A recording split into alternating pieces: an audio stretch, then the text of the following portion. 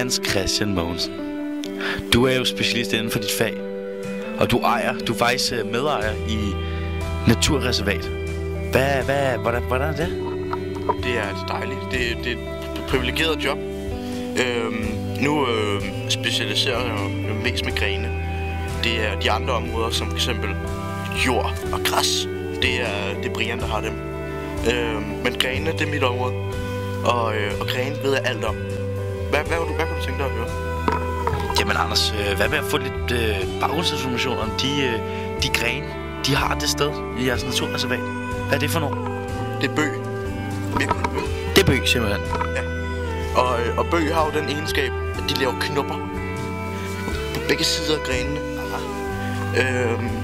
Og grenene kan have alle mulige former.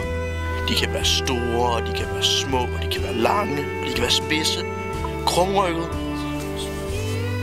Det er, men knoppen, det er mit yndlingspunkt på grenen. Allerede om efteråret sætter træerne de knopper, der skal blive til nye skud, blade og blomster til foråret. Knopperne er forskellige for hver træart. Bøgetræets knopper er brune og spidse. Asketræets knopper er sorte og ligner hjorteklove. Ja, Hans Christian, nu har vi fået en hel masse at vide om grenene. Hvad er det nuværende projekt, fremtidige projekt? Det er også om grene. Jeg vil lave en kategori, der hedder de specielle grene. Og det er, jeg vil gå ud i naturen i Norge og Sibirien og Syndfloden ved Thailand. Og så vil jeg klippe grenene af. Klippe centimeter lange grene af.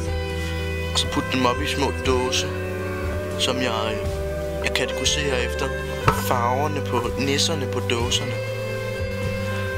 Hans Christian, til at slutte af med, vil gerne høre. Jeg tror, hele Danmark er interesseret i det. Hvad er din største drøm? Jeg vil finde den største gren.